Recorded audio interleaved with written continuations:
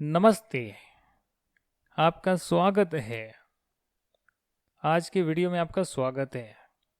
दोस्तों, क्या आपको पता है कि जब हम कंपनी के अकाउंट्स को क्लोज करते हैं, ऑडिटर जो है उस पर अपना साइन करता है, ऑडिटर रिपोर्ट इशू करता है और उसे हम आरओसी में फाइल करते हैं। अपने मेंबर्स तक भी हम नोटिस देके पहुंचा देते हैं कि इंस्पेक्ट करना है कर लो, उसकी कॉपी भी पहुंचा देते हैं हम। और जो बड़ी कंपनीज है वो इलेक्ट्रॉनिकली जो है कॉपी भेज देती है। तो उसका मतलब कि हमने फाइनेंशियल स्टेटमेंट को क्लोज कर दिया है। क्या हम उस फाइनेंशियल स्टेटमेंट में चेंजेस कर सकते हैं क्या फ्यूचर में? जो ऑलरेडी हम फाइल कर चुके, जिसका ऑडिट ऑलरेडी हो गया है और उसी में सबमिट कर दिया है, क्या हम कर सकते हैं क्या? दी आंसर इज हम तो उसे रीओपन नहीं कर सकते। हालांकि कोर्ट या ट्राइब्यूनल के ऑर्डर पर किया जा सकता है। और कब किया जाएगा? जब एप्लीकेशन दी जाएगी। अप्लाई मतलब कोई अप्लाई करेगा, सेंट्रल गवर्नमेंट या इनकम टैक्स अथॉरिटी या securities exchange board of India या कोई स्टैट्यूटरी रेगुलेटरी बॉडी या any other person. Any other person यानी यहां पर आएगा एनी अदर स्टैट्यूटरी बॉडी और एनी अदर पर्सन कंसर्न्ड। तो कोई और बंदा भी है, चलो कर तो सकता है, बट अल्टीमेटली आपको जो है एक एप्लीकेशन देनी पड़ेगी कि हम चाहते हैं कि कंपनी अपने अकाउंट्स को ओपन करे, रीओपन करे, उसमें बदलाव करे और दोबारा से जो है सबमिट करे। तो ये जो रीओपनिंग है ये क्यों होगी, कब होगी, उसके बारे में हम बता रहे हैं आपको, यहाँ डिस्कस कर रहे हैं। पहली बात तो ये कि कंपनी अपनी मर्जी से जो है अकाउंट्स को रीओपन करके चेंज नहीं कर सकती है जो एक बार फाइल हो चुके हैं। हालांकि central government, income tax authority, SEBI, statutory regulatory body, कोई अदर पर्सन अप्लाई कर सकता है कोर्ट को या फिर जो नेशनल कंपनी लॉ ट्राइब्यूनल है उसको। और वो जो है ऑर्डर पास अगर करते हैं ऐसा कि जो पुराने अकाउंट्स आपने दिए थे वो फ्रॉडुलेंट मैनर में बने थे, अफेयर्स ऑफ कंपनी थे वो मिसमैनेज थे रिलेटेड टू अकाउंट्स, अगर ऐसा कोई ऑर्डर पास किया जाता है तब जो है नोटिस दिया जाएगा एप्लीकेंट्स को। मतलब अगर इसको लगता है तो court tribunal passes an order to the effect that earlier accounts prepared in fraudulent manner and affairs of the company were mismanage related to the accounts. Notice serve किया जाएगा एप्लीकेंट को, जिसने अप्लाई किया था। यहाँ पर जो है एप्लीकेशन जो है इन्होंने दी थी, इनको एक नोटिस दिया जाएगा कि आप जो है रिप्रेजेंटेशन दें, और इनकी जो है कार्रवाई होने के बाद, सुनने के बाद जो है फाइनल ऑर्डर जो है पास किया जाएगा। यानी कि इसमें कंपनी का कोई रोल नहीं है। कंपनी चाहे तो अपने अकाउंट्स को दोबारा रीओपन नहीं कर सकती, ये सिर्फ यही लोग कर सकते हैं, अप्लाई कर सकते हैं। और जहाँ कोर्ट या ट्राइब्यूनल को लगेगा कि भाई कहीं ना कहीं गड़बड़ी है, फ्रॉडलेंट मैनर में किया गया है, मिसमैनेज किया गया लगेगा उनको, तो फिर वो इनको बुलाएगा कि हाँ भाई आइए अपनी रिप्रेजेंटेशन आप दीजिए, जो और कहना है आप कहिए, और अपना फाइनल ऑर्डर वो पास करेगा। सिर्फ इतनी सी बात लिखी हुई है। जो भी चेंजेस होंगे वो फिर करे जाएंगे, अकाउंट्स को रिवाइज किया जाएगा, और जो रिवाइज अकाउंट होंगे उन्हें हम फाइनल मानेंगे। कितने पुराने सालों के अकाउंट्स में ये वाली चीज़ हो सकती है? क्या 15 साल पुराने अकाउंट्स को बोल सकते हैं गड़बड़ की होगी 15 साल पहले, अब उसको दोबारा से ठीक करो? तो ऐसा नहीं है। 8 साल जो है, 8 साल करेंट ईयर चल रहा है, उससे पिछले 8 साल में से किसी साल के लिए ऐसा किया जा सकता है, उससे पुराने सालों के लिए नहीं किया जाएगा, भले उसमें कुछ गलती क्यों ना हो। हालांकि अगर सेंट्रल गवर्नमेंट ने बोला है कि आपको 8 साल से ज़्यादा पीरियड के लिए अपने पास रखने पड़ेंगे बुक्स ऑफ अकाउंट्स, तो उस लॉन्गर पीरियड में जितने भी ईयर्स आ रहे हैं, मान लेते हैं सेंट्रल गवर्नमेंट ने बोला 10 ईयर्स तक आपको अकाउंट्स रखने पड़ेंगे संभाल कर, उसमें जो है बुक्स ऑफ अकाउंट्स को मेंटेन करना पड़ेगा पिछले 10 सालों के। तो फिर जो पिछले 10 साल की पीरियड के आपने रखे होंगे, अगर ऐसा ऑर्डर पास किया है तो 10 साल में से भी किसी साल में अगर लगता है कि कोई जो है गड़बड़ी करी गई है तो फिर ये ऑर्डर पास किया जा सकता है। अदरवाइज तो 8 साल का पीरियड है ही ना, आपको 8 साल रखने होते हैं फाइनेंशियल स्टेटमेंट, और उन सालों में अगर कभी गड़बड़ी निकलती है जो कि आप कुछ नहीं कर सकते, ये लोग कर सकते हैं, ऑर्डर पास करवा सकते हैं, और फिर आपको जो है उसे ठीक करना पड़ेगा। यही प्रोविजन है सेक्शन नंबर 130 का, उसके अलावा कुछ भी नहीं है। सिमिलरली वॉलेंट्री रिवीजन भी आप चाहें तो कर सकते हैं। Voluntary revision of financial statements आप कर सकते हैं। बोर्ड ऑफ डायरेक्टर की जो रिपोर्ट है उसे आप रिवाइज कर सकते हैं, और वो आप ऐसे ही नहीं कर सकते कि फ्रॉडलेंट मैनर वाली तरीके में नहीं कर सकते जी, नहीं कि अच्छा हमने फ्रॉड किया, हमने पहले गलत बनाया था, अब उसको हम ठीक करेंगे, ऐसा नहीं है। वो सिर्फ इन्हीं के ऑर्डर पर हो सकता है जी। आप कर सकते हैं अगर आपने प्रोविजंस का कंप्लायंस नहीं करा है, सेक्शन 129 फाइनेंशियल स्टेटमेंट के लिए, सेक्शन 134 बोर्ड ऑफ डायरेक्टर्स की रिपोर्ट के लिए, जो बाद में पढ़ेंगे। तो ये प्रोविजंस की बातें जो है कंप्लाई नहीं करी गई है, उस केस में अगर डायरेक्टर को लगता है कि प्रोविजन फॉलो नहीं करे गए हैं तो फिर ट्राइब्यूनल से जो है अप्रूवल लेकर वो जो है अपनी फाइनेंशियल स्टेटमेंट को रिवाइज कर सकते हैं और पिछले 3 सालों में ही किसी एक फाइनेंशियल स्टेटमेंट के लिए, तीनों में से किसी भी साल के लिए रिवीजन कर सकते हैं। जो भी कॉपी होगी ऑर्डर की और रिवाइज फाइनेंशियल स्टेटमेंट होगी वो आरओसी में फाइल दोबारा से कर देंगे। बस यही बात लिखी है। यानी आपने प्रोविजन का कंप्लायंस नहीं करा, उस चक्कर में फाइनेंशियल स्टेटमेंट जो है आप रिवाइज करना चाहते हैं तो वो पिछले 3 साल का कर सकते हैं परमिशन लेने के बाद। अगर कुछ फ्रॉड किया है, गड़बड़ करी है, तो डेफिनेटली आपको जो ये सब लोग हैं ये पकड़ेंगे और बोलेंगे भैया ठीक करें पिछले 8 सालों में से कभी भी, जब तक आपको फाइनेंशियल स्टेटमेंट रखनी होती है। सेम बात यहाँ लिखी हुई है। अगर डायरेक्टर को लगता है कि फाइनेंशियल स्टेटमेंट या रिपोर्ट कंप्लाई नहीं करती प्रोविजंस जो लिखे हुए हैं इन respect of any of the 3 preceding financial year, तो फिर वो ट्राइब्यूनल की अप्रूवल ला सकते हैं, एप्लीकेशन डाल सकते हैं, अप्रूवल ला सकते हैं, उसका ऑर्डर ला सकते हैं और रिवाइज करेंगे। ट्राइब्यूनल जो है नोटिस देगा, वो सेंट्रल गवर्नमेंट को भी बताएगा, वो इनकम टैक्स अथॉरिटी को भी बताएगा कि भैया देखो आपको कुछ कहना है इस मुद्दे पे तो आप बोल सकते हैं, अपनी रिप्रेजेंटेशन आपको देनी है तो आप दे सकते हैं। उसके बाद जो है वो ऑर्डर पास करेगा। ये चीज़ जो है आप एक से ज़्यादा बार रिवाइज नहीं कर सकते हैं। शैल नॉट बी प्रिपेयर्ड और filed more than once in a financial year. एक साल में जो है आप एक ही बार इसका फ़ायदा उठा सकते हैं रिवीजन का, और पिछले 3 सालों में से किसी फाइनेंशियल ईयर, किसी भी ईयर की आप जो है रिवीजन करना चाहें कर सकते हैं। अगर आपने प्रोविजन का कंप्लायंस नहीं करा है तो जो भी आपने फाइनेंशियल स्टेटमेंट रिवाइज करी है या बोर्ड ऑफ डायरेक्टर की रिपोर्ट को रिवाइज करा है, वो क्यों करा है उसका रीज़न जो है बोर्ड रिपोर्ट में देंगे। In the relevant financial year in which such revision is being made, जिस ईयर में रिवीजन करवाया गया है, चाहे पिछले सालों का हो, अब पिछले साल की बोर्ड रिपोर्ट में चेंजेस कराए हो तो करेंट ईयर की बोर्ड रिपोर्ट में लिखेंगे मैंने उस ईयर की बोर्ड रिपोर्ट या फाइनेंशियल स्टेटमेंट का चेंज कराया है, इस कारणवश कराया है, और डेफिनेटली रिवाइज फाइनेंशियल स्टेटमेंट तो आपने फाइल कर ही दिए होंगे। लिमिट्स ऑफ रिवीजन दे रखा है, where copies of previous financial statement और report have been sent out to the members और delivered to registrar laid before the company in general meeting, the revision must be confined to the correction under section 129 or 134 and making any of the necessary consequential alteration। यार ये फिर वही बात लिख दी है कि आप बहुत सारी चीज़ें रिवाइज नहीं कर सकते, जहाँ पर सिर्फ 129 134 सेक्शन का पालन करना था वो नहीं हो पाया, उसमें चूक हो गई है, उसके रिगार्डिंग आप जो है चेंजेस कर सकते हैं, पिछले 3 सालों में से कर सकते हैं। सेंट्रल गवर्नमेंट चाहे तो इसके लिए रूल्स निकाल सकती है, सिर्फ ये लिखा है। अब रूल्स क्या है वो यहाँ नहीं दे रखा, या तो निकाले नहीं होंगे या हमें रिसर्च करनी पड़ेगी, निकाले हुए हैं बट यहाँ कोर्स का पार्ट नहीं है।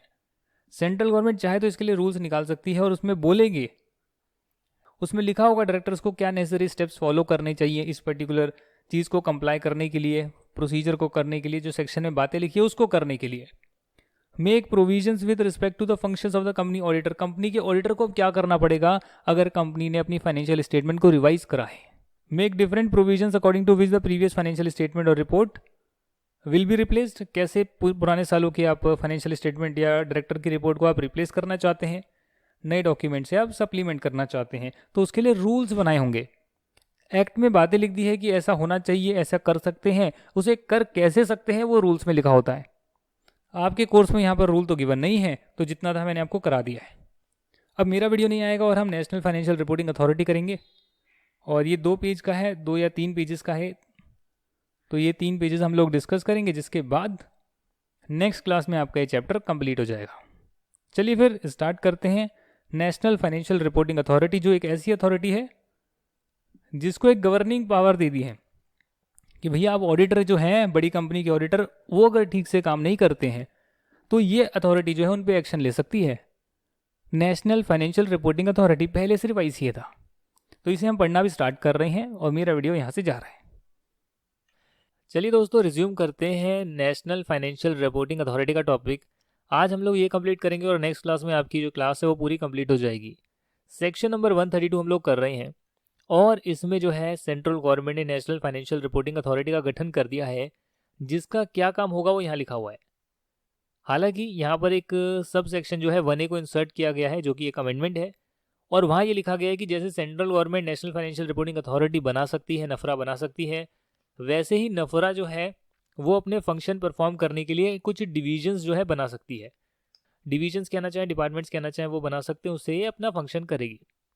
इसका सबसे पहला काम है सेंट्रल गवर्नमेंट को रिकमेंड करना on formulation and laying down of accounting and auditing policies standards for adoption by the companies. मतलब जो ऑडिटिंग स्टैंडर्ड्स है वो डेफिनेटली ऑडिटर्स के लिए होते हैं, और जो अकाउंटिंग होती है, अकाउंटिंग की पॉलिसीज, अकाउंटिंग स्टैंडर्ड्स होते हैं, वो कंपनियों के लिए होते हैं, क्लास ऑफ कंपनियों के लिए होते हैं। क्लास ऑफ कंपनी का मतलब है कि जिस कंपनी का टर्नओवर ज़्यादा होगा, जो लिस्टेड होगी, जो ये होगी वो होगी, मतलब एक पर्टिकुलर क्राइटेरिया फुलफिल करेगी, उन कंपनीज को फॉलो करना पड़ेगा। तो डेफिनेटली जो है इसके पास ये पावर है अकाउंटिंग स्टैंडर्ड्स और ऑडिटिंग स्टैंडर्ड्स को इशू करने की, स्टैंडर्ड्स ऑन ऑडिटिंग को इशू करने की, वो ये करती है। अल्टीमेटली तो आईसीआई इशू करता है अपने मेंबर्स के लिए, बट कंपनियों के लिए जो है वो नफरा इशू करेगी। मॉनिटर कर सकते हैं, एनफोर्स कर सकते हैं कि इनका कंप्लायंस हो रहा है या नहीं हो रहा, मतलब कि अकाउंटिंग स्टैंडर्ड्स का, स्टैंडर्ड्स ऑन ऑडिटिंग का कंप्लायंस हो रहा है नहीं हो रहा, उसको मॉनिटर कर सकते हैं। जो प्रोफेशनल्स हैं, जो एसोसिएटेड हैं, स्टैंडर्ड्स के हिसाब से काम करवाने के लिए एसोसिएटेड हैं, यानी अपने चार्टर्ड अकाउंटेंट्स, उनकी क्वालिटी ऑफ सर्विस को भी ओवरसी कर सकती है। उसमें जो इम्प्रूवमेंट के तरीके हैं, इम्प्रूवमेंट जो करनी चाहिए, उसके लिए मेजर्स या मैटर्स जो भी हैं ये अपने बता सकती है। और भी अदर फंक्शंस जो करना चाहें, जो प्रिस्क्राइब्ड होंगे, वो भी कर सकती है। प्रिस्क्राइब का मतलब कोई रूल्स में प्रिस्क्राइब्ड होंगे तो वो भी कर सकती है। अब ये बताया गया है कि नफरा का जो गठन किया गया है उसके अंदर कौन कौन से लोग होते हैं, कितने कितने लोग होते हैं, उसका डिपार्टमेंट कैसा होता है। तो जो नफरा है उसमें दोस्तों एक चेयरपर्सन होता है और 15 मेंबर्स तक और होते हैं, जिसमें पार्ट टाइम या फुल टाइम मेंबर हो सकते हैं। जो भी इनकी टर्म्स एंड कंडीशंस होगी, अपॉइंटमेंट जैसे भी होगा, जैसा प्रिस्क्राइब करा होगा वैसे होगा। प्रिस्क्राइब क्या किया है उसके लिए रूल्स वगैरह देखने पड़ेंगे, जो शायद अभी कोर्स में नहीं है। तो जो भी अपॉइंटमेंट लेटर बनेगा उसमें जो भी दे रखा होगा वो टर्म्स एंड कंडीशन एप्लीकेबल होंगे। जैसे आपका सिलेक्शन होता है, आपको कहीं पे नौकरी लगती है, तो उसका जो है एम्प्लॉयमेंट का आपका एक लेटर आता है, उसमें टर्म्स एंड कंडीशन लिखी होती है। कॉन्ट्रैक्ट भी होता है, उसमें टर्म्स एंड कंडीशन लिखी होती है। तो वैसे ही इनकी जब अपॉइंटमेंट होगी तो इनके लिए भी टर्म्स एंड कंडीशन प्रिस्क्राइब्ड होगी। जो चेयरपर्सन होगा, मेंबर होगा, shall make a declaration to the central government कि उनका कोई कन्फ्लिक्ट ऑफ इंटरेस्ट तो नहीं है। क्यों सर? क्योंकि इन्हें जो है एक तरह से जो है मॉनिटरिंग रोल जो है अदा करना है। इन्हें देखना है कि जो चीज़ें हो रही है, जो अकाउंटिंग प्रोफेशन में जो आईसीआई के मेंबर्स काम कर रहे हैं, जो कंपनी जो है अकाउंटिंग स्टैंडर्ड्स फॉलो कर रही है, वो सब ठीक से कर रही है, क्वालिटी स्टैंडर्ड मेंटेन कर रही है। अगर ये खुद ही जो है ऑडिटिंग की सर्विस प्रोवाइड कर रहे हैं तो कैसे काम चलेगा। Therefore they need to be independent, there should be no conflict of interest. साथ ही में जो ये आपके चेयरपर्सन है और जो मेंबर्स हैं जो कि फुल टाइम एम्प्लॉयमेंट में है, ध्यान देना पार्ट टाइम में भी हो सकते हैं, फुल टाइम की बात कर रहा हूँ। Chairperson and full time employment वाले जो लोग हैं वो किसी भी ऑडिट फर्म से एसोसिएटेड नहीं होने चाहिए, including related consultancy firms, during the course of their appointment and 2 years after ceasing to hold such appointment. Very important. सिर्फ फुल टाइम एम्प्लॉयमेंट में जो होंगे, जो चेयरपर्सन होगा, उनके लिए कंडीशन लगाई है कि डायरेक्टली इनडायरेक्टली ऑडिट फर्म से उन्हें कनेक्टेड नहीं रहना है, और अपॉइंटमेंट खत्म होने के भी 2 साल तक उन्हें कनेक्टेड नहीं रहना है। इसी के साथ दोस्तों यहाँ पर कुछ अमेंडमेंट आई है, वो मैं आपको बता देता हूँ। 3A और 3B जो है 2 चीज़ें इंसर्ट करी गई हैं। पहले मैं आपको 3A बता देता हूँ, यानी ये जो सब सेक्शन चल रहे हैं उसमें 3A में क्या लिखा है। वहाँ लिखा है जो भी नफरा की डिवीजन होगी that should be presided by यानी कि जैसे आपका मेंबर्स की मीटिंग होती है उसमें चेयरपर्सन प्रिजाइड करता है। प्रिजाइड का मतलब उसकी अथॉरिटी होती है, वो जो है पूरी मीटिंग को चलाता है। वैसे ही जो इनकी मीटिंग होगी उसे भी एक चेयरपर्सन चलाएगा। चेयरपर्सन चलाएगा, अगर चेयरपर्सन अवेलेबल नहीं है तो किसी फुल टाइम मेंबर को ऑथोराइज कर देगा कि भैया आप जो है एक तरह से मेरा रोल जो है अदा करें। साथ ही में जो है 3B सब सेक्शन 3B में लिखा है there shall be an executive body of NFRA consisting of the chairperson and full time members of such authority for efficient discharge of its function. जो भी ये फंक्शंस यहाँ लिखे हुए हैं सब सेक्शन 2 में, अंडर सब सेक्शन 2, ये सारे फंक्शन डिस्चार्ज करने के लिए इन्हें एक एग्जीक्यूटिव बॉडी बनानी पड़ेगी। एग्जीक्यूटिव बॉडी बनानी पड़ेगी। तो बस यही है, वो एग्जीक्यूटिव बॉडी बनेगी, फंक्शन डिस्चार्ज करने में मदद करेगी। फंक्शंस क्या है वो आपने देख लिए हैं। Auditing standard, accounting standards, quality maintain करना, ओवरसी करना, ये सारा काम इनका होता है।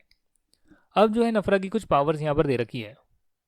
Not with standing anything content in other law, किसी और लॉ में कुछ लिखा है तो चलो उसको छोड़ते हैं, फिलहाल जो है अपनी बात करते हैं। जो नफरा है उसके पास जो है पावर होगी इन्वेस्टिगेट करने की। सुओ मोटो का मतलब अपनी मर्जी से, अपनी इच्छा अनुसार, अगर उसे लगता है मुझे इन्वेस्टिगेशन की जरूरत है तो वो इन्वेस्टिगेट कर सकती है।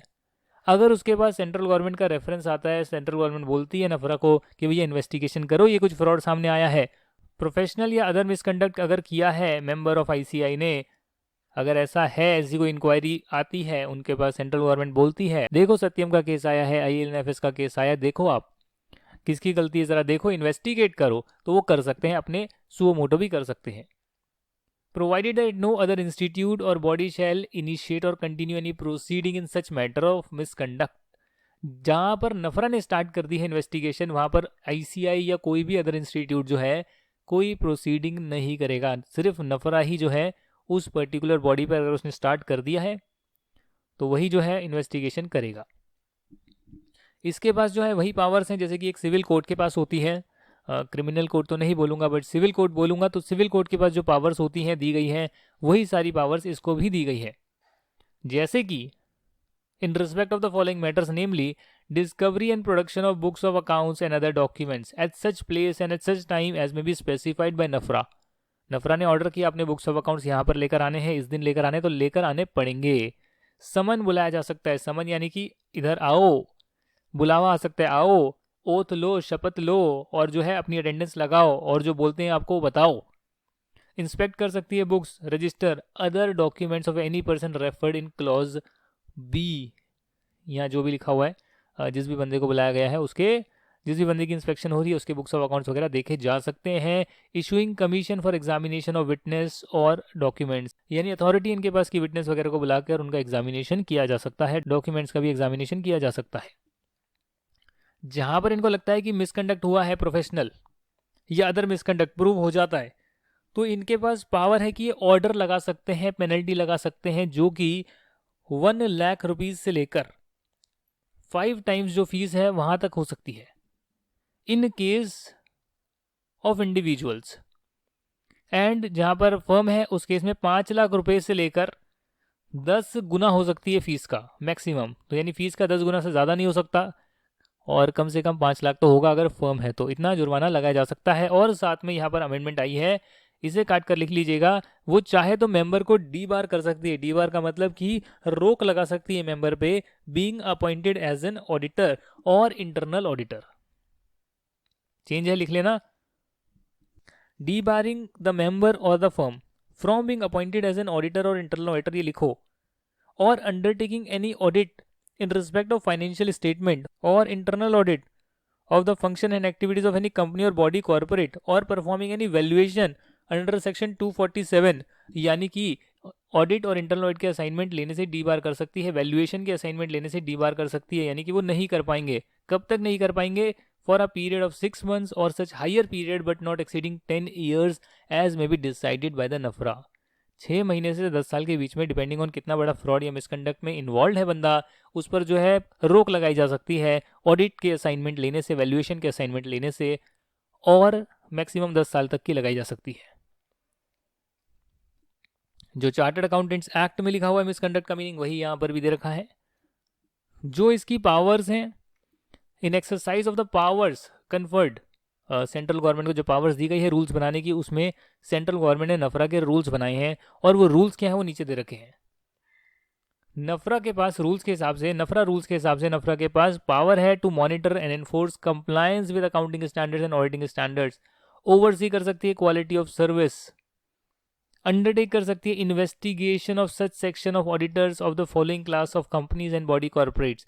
कौन सी बॉडी कॉर्पोरेट्स की ऑडिटर्स की जो है इन्वेस्टिगेशन की जा सकती है, यहाँ लिखा है सर, कंपनी जिसकी सिक्योरिटीज लिस्टेड है इंडिया में या इंडिया के बाहर, जो अनलिस्टेड पब्लिक कंपनीज हैं जिनकी पेड अप शेयर कैपिटल कम से कम नॉट लेस देन 500 करोड़, कम से कम जो है 500 करोड़ है, एनुअल टर्नओवर, या फिर और लिखा हुआ है ना, या एनुअल टर्नओवर जो है कम से कम 1000 करोड़ है, या फिर एग्रीगेट जो आउटस्टैंडिंग लोन्स डिवेंचर पड़ा हुआ है, डिपॉजिट का पैसा पड़ा हुआ है, वो 500 करोड़ या उससे ज्यादा है as on 31 March of the preceding year, immediately preceding financial year.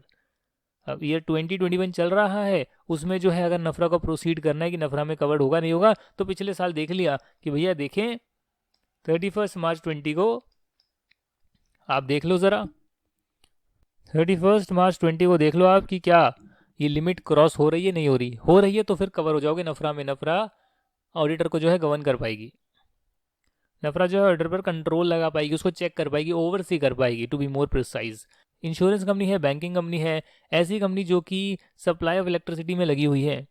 Company is govern by any special act for the timing in force incorporate by the act in accordance with clause B C D E and F of section 1(4) of the companies act. वो जो companies act में हमने company की definition पढ़ी थी, उसमें दे रखा था ना स्पेशल एक्ट्स में भी, जम्मू कश्मीर वाला प्रोविंशियल एक्ट, पता नहीं क्या क्या पढ़ा था हमने, वो सारी चीज़ें।